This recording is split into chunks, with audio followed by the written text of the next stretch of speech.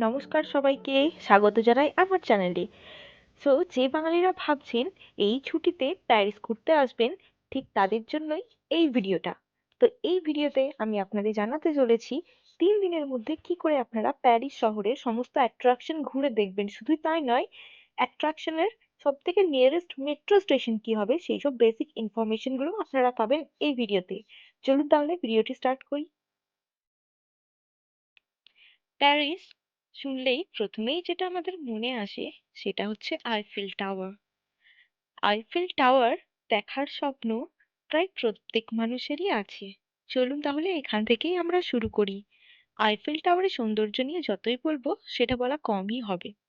তবে এই Eiffel tower যেতে গেলে আপনার দুটো অপশন আছে। এক হচ্ছে আইআরসি লাইনের ট্রেন, সেই ট্রেনটি ধরে আপনাকে সদে মার্সে নামতে হবে, কিংবা মেট্রো 6 লাইনের ট্রেন ধরে আপনাকে বীর হাকিম স্টপেজে নামতে হবে।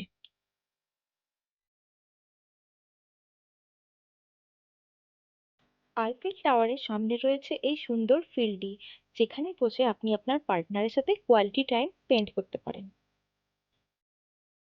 আপনারা যদি আইফেল টাওয়ারের উপরে উঠতে চান, সেই ডিটেলস সম্পর্কে আমার একটা অন্য ভিডিও আছে, যার লিংক আমি ডেসক্রিপশনে দিয়েছি, আপনারা চেক করে নিতে পারেন। এবার আসি next topic, cruise ride on Seine river. আপনারা যদি এই সেন্ট রিভারের উপর ক্রুজ রাইড করতে চান, তাহলে আপনাদের আইফেল টাওয়ারের ঠিক সামনে থেকেই ক্রুজটি ধরতে হবে। এর টিকিট আপনারা অনলাইনেও কাটতে পারেন কিংবা স্পটে গিয়েও কাটতে পারেন।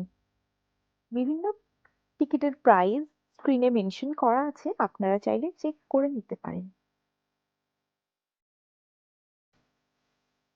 এই সেন্ট রিভারে ক্রুজ নিয়ে আমার কোনো ভিডিও করা হয়নি। আপনারা যদি দেখতে চান তাহলে আমাকে কমেন্টে জানাবেন, আমি চেষ্টা করব এরকম একটা ভিডিও তাহলে বানানোর।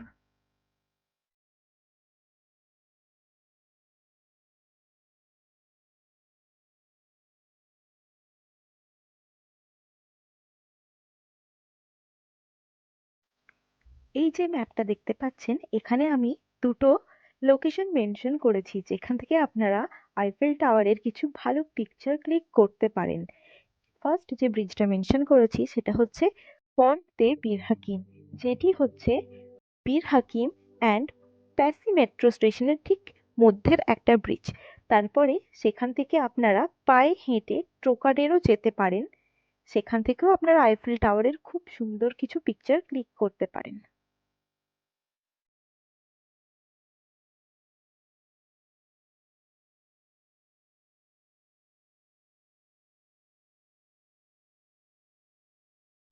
এরপর আমরা ট্রোকাডেরো থেকে পায়ে হেঁটে রওনা দেব আর্ক দ্য ট্রাম্পের দিকে। আর্ক দ্য ট্রাম্প হচ্ছে প্যারিসের আর একটি জনপ্রিয় মনুমেন্ট। এই আর্ক দ্য ট্রাম্পে যাওয়ার জন্য আপনাকে মেট্রো লাইন 1 আর 6 ধরে যেতে হবে। এর জন্য আপনাকে নামতে হবে শদি গোল অ্যাটল স্টপেজে। এই আর্ক দ্য ট্রাম্পের একদম সামনেই অবস্থিত হচ্ছে প্যারিসের ফ্যাশন স্ট্রিট, যেখানে আমাদের ইন্ডিয়ান সেলিব্রিটিদের প্রায় দেখা যায়। এই স্ট্রিটটির নাম হচ্ছে সজলিজি। এখানে ওয়ার্ল্ডের সব থেকে বিখ্যাত বিখ্যাত ব্র্যান্ডের স্টোর পাওয়া যাবে, যেমন স্যানেল, গুচি, এলভি, আরো অনেক বিখ্যাত স্টোরই আপনারা এই স্ট্রিটে দেখতে পাবেন।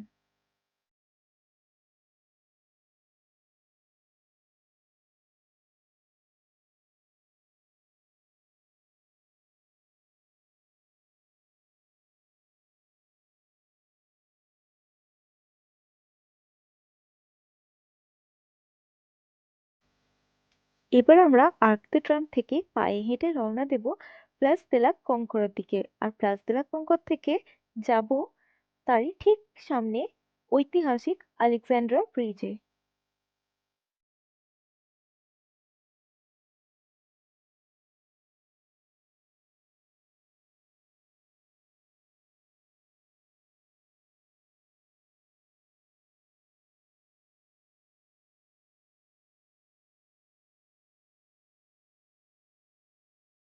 আপনারা যদি এই প্লেস দে লা কনকর্ড মেট্রো ধরে আসতে চান, তাহলে আপনাদের মেট্রো লাইন 1, 8 কিংবা 12 যে কোনো লাইনের একটা ট্রেন ধরে আপনাদের কনকর্ড স্টপেজে নামতে হবে।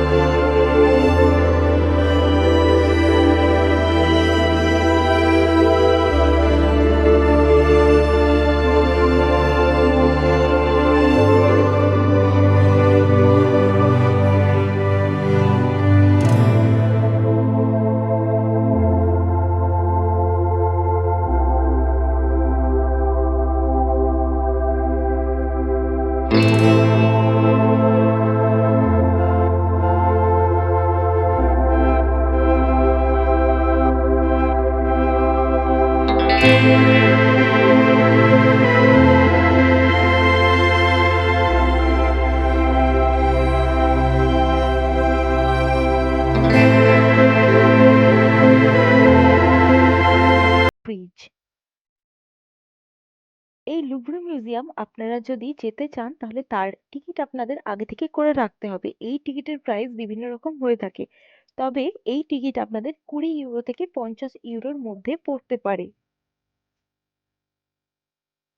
এই মিউজিয়ামটি হচ্ছে পৃথিবীর সব থেকে বড় আর্ট মিউজিয়াম। এই মিউজিয়ামের মধ্যে প্রায় 33,000-এরও বেশি পেন্টিং আছে। লিওনার্দো দা ভিঞ্চির ফেমাস পেন্টিং মোনালিসাও এই মিউজিয়ামের মধ্যেই আছে। এই মিউজিয়ামটি যদি আপনারা ঘুরে দেখতে চান তার জন্য আপনাদের একটা গোটা বেলা লাগবে। আর বছরে একদিন এই মিউজিয়ামের এন্ট্রি ফ্রি থাকে। সেই দিনটি হচ্ছে 14ই জুলাই, বাস্টিল ডে। তবে তার টিকিটও আপনাকে আগে থেকে বুক করে নিতে হবে অনলাইনে।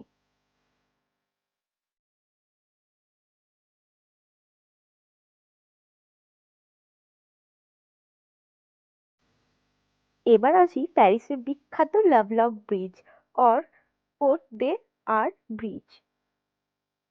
এই ব্রিজটি বিখ্যাত ছিল লাভার্সদের জন্যে, কারণ তারা একটা লকের মধ্যে দুজনের নাম লিখে এই ব্রিজের মধ্যে সেটাকে লাগিয়ে দিত এবং চাবিটা সেন রিভারে ফেলে দিত। বাট কয়েক বছর আগে এই ব্রিজটার ওজন এত বেশি হয়ে গেছিল যে সরকার থেকে সমস্ত পালা ভেঙে দেওয়া হয়েছে। আর রুলস করা হয়েছে, এবার যে ব্রিজের লক লাগাবে তাদের যেতে হবে জেলে। এই ব্রিজের সামনেই রয়েছে ইনস্টিটিউট দে প্যারিস। আর এই ব্রিজের লোকেশন আমি আগেই লুভরে মিউজিয়ামের সাথে মেনশন করে দিয়েছিলাম। আপনাদের যদি মনে হয় ম্যাপটা আর একবার গিয়ে চেক করে নিতে পারেন।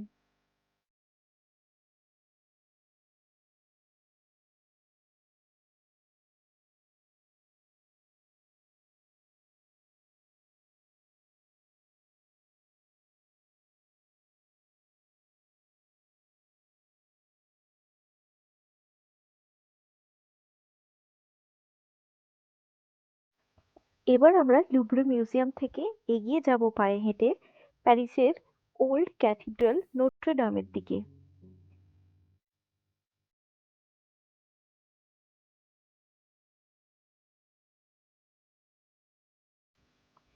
এই ক্যাথিড্রালটিতে আপনাদের আসতে গেলে আপনাদের মেট্রো লাইন 4 এর ট্রেন ধরে সিটে মেট্রো স্টেশনে নামতে হবে।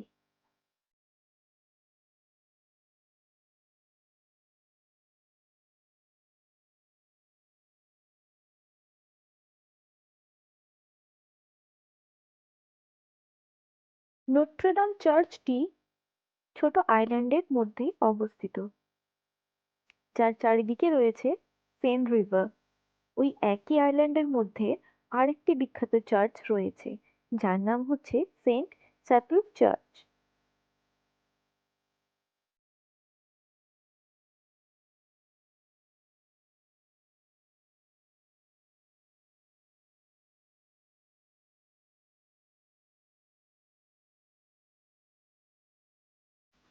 এবার আমরা এই আইল্যান্ড থেকে বেরিয়ে রওনা দেব প্যান্থিয়নের দিকে।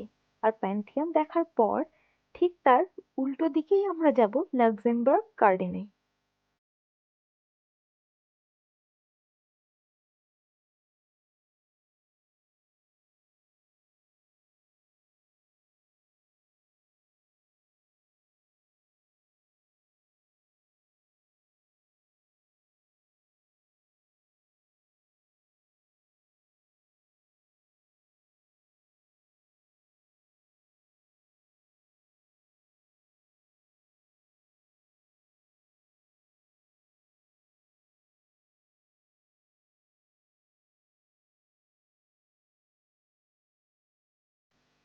এই লাক্সেমবার্গ গার্ডেনে আপনারা যদি চান কিছু খাবার প্যাক করে নিয়ে এসে পিকনিকের মতো করতেও পারেন।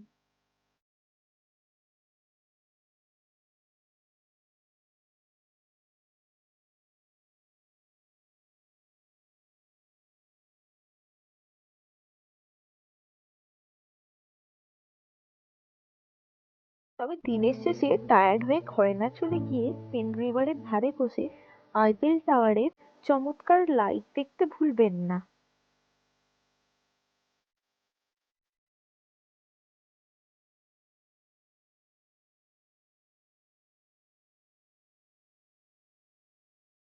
পরের দিন সকালে আপনারা বেরিয়ে পড়বেন মোমাদের উদ্দেশ্যে, যেখানে আপনারা দেখতে পারবেন প্যারিসের সেকেন্ড মোস্ট ফেমাস স্পট, যেটা হচ্ছে স্যাক্রাকর বেসিলিকা।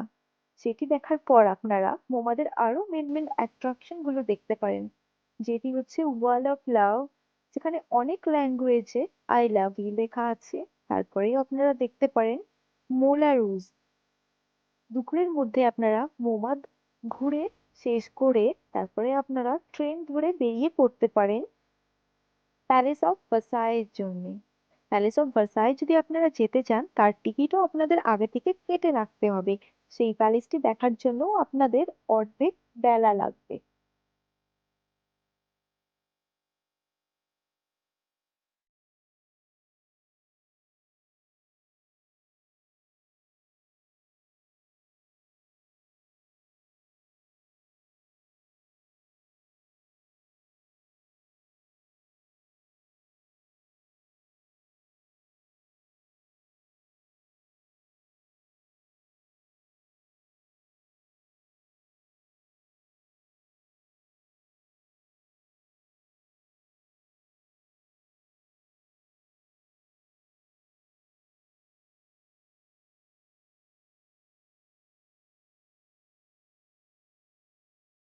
আপনারা লাস্টের দিন, তার মানে 3 দিনের দিন আপনারা ডিজনিল্যান্ড ঘুরে আসতে পারেন। এটি হচ্ছে প্যারিসের অন্যতম অ্যাট্রাকশন।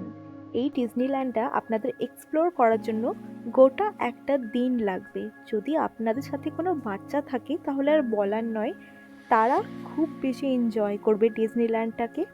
আর রাতের লাইট শোটা দেখতে ভুলবেন না ডিজনিল্যান্ডের। ভিডিওটি ভালো লেগে থাকলে লাইক, কমেন্ট আর সাবস্ক্রাইব করতে ভুলবেন না। Thank you for watching.